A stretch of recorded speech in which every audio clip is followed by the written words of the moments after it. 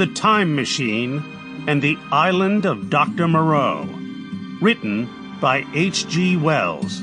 Narrated by Kevin Theis.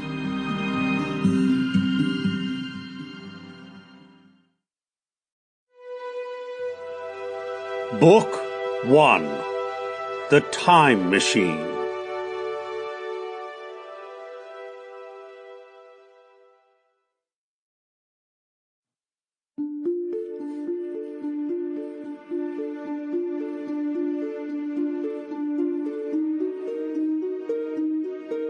The Time Machine by H.G. Wells. Part 1. Introduction. The Time Traveller, for so it will be convenient to speak of him, was expounding a recondite matter to us. His pale grey eyes shone and twinkled, and his usually pale face was flushed and animated. The fire burnt brightly, and the soft radiance of the incandescent lights in the lilies of silver caught the bubbles that flashed and passed in our glasses. Our chairs, being his patents, embraced and caressed us rather than submitted to be sat upon, and there was that luxurious after-dinner atmosphere when thought runs gracefully free of the trammels of precision. And he put it to us in this way, marking the points with a lean forefinger as we sat and lazily admired his earnestness over this new paradox, as we thought it, and his fecundity. You must follow me carefully.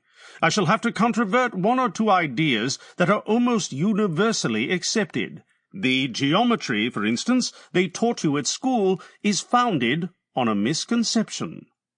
"Is not that rather a large thing to expect us to begin upon?" said Philby, an argumentative person with red hair. "I do not mean to ask you to accept anything without reasonable ground for it. You will soon admit as much as I need from you. You know, of course, that a mathematical line, a line of thickness nil, has no real existence. They taught you that. Neither has a mathematical plane. These things are mere abstractions." "That is all right," said the psychologist. "Nor, having only length, breadth, and thickness, can a cube have a real existence." "There I object," said Philby. "Of course a solid body may exist. All real things—" "So most people think. But wait a moment. Can an instantaneous cube exist?" "I don't follow you," said Philby. "Can a cube that does not last for any time at all have a real existence?" Philby became pensive. "Clearly," the time-traveller proceeded, "any real body must have extension in 4 directions. It must have length, breadth, thickness, and duration. But through a natural infirmity of the flesh, which I will explain to you in a moment, we incline to overlook this fact. There are really 4 dimensions, 3 of which we call the 3 planes of space, and a 4th, time. There is, however, a tendency to draw an unreal distinction between the former 3 dimensions and the latter, because it happens that our consciousness moves intermittently in one direction along the latter from the beginning to the end of our lives. "That," said a very young man, making spasmodic efforts to relight his cigar over the lamp, "that, very clear indeed." "Now, it is very remarkable that this is so extensively overlooked," continued the time-traveller, with a slight accession of cheerfulness. "Really, this is what is meant by the 4th dimension, though some people who talk about the 4th dimension do not know they mean it. It is only another way of looking at time.